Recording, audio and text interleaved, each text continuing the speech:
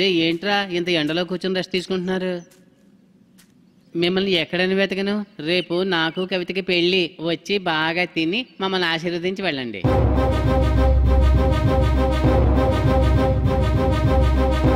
మీ మొహాలు చూస్తుంటే నన్ను మర్డర్ చేసేయాలనిపిస్తోంది కదా? అదేరా ఇప్పుడు జరగబోయేది.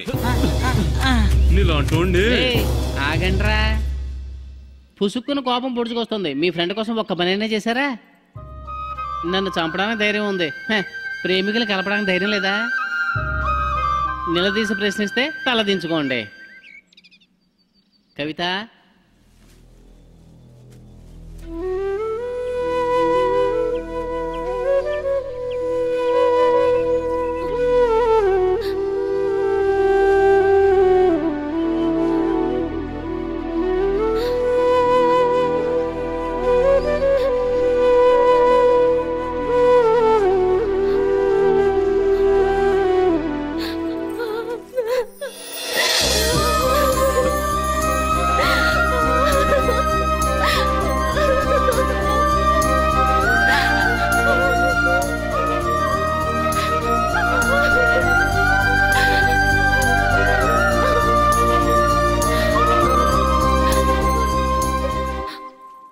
నేను మీ అందరికీ మెంటలోళ్ళ కనిపించవచ్చు, కానీ ఎదుటివాడు మనసును అర్థం చేసుకోలేని నీచుడిని మాత్రం కాదు.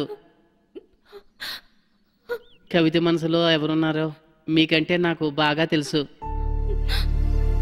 నా కవిత ఎప్పుడు సంతోషంగా ఉండాలి.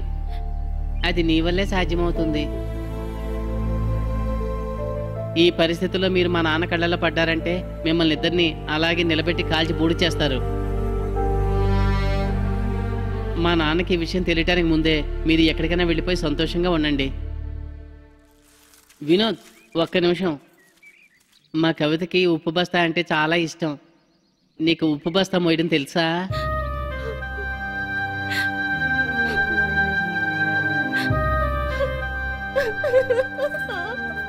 నువ్వు ఏడవకు కవిత. నా కవిత ఎప్పుడు సంతోషంగా ఉండాలి.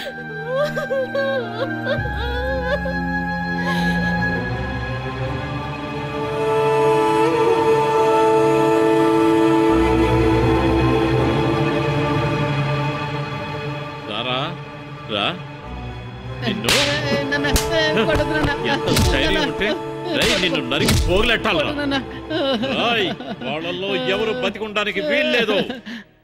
చూసారంట్రా, ఆ బక్కోడు కూడా వాడికి మనసుందని వాడు నిరూపించుకున్నాడ్రా. సరే సరే, మనం ఆలోచించే ఒక్కో నిమిషం వీళ్ళిద్దరి ప్రాణాలకి అపాయం. ఎలాగైనా సరే వీళ్ళని కాపాడాలి. రే, ఫస్ట్ తాళి కట్టరా, ఎవడొస్తాడో చూసుకుందాం. కానీ ఏ గుళ్ళో తాళి కడతాడరా? 5 గుళ్ళున్నాయి కదా, ఏదో గుడికి వెళ్ళి తాళి కట్టించేద్దాం.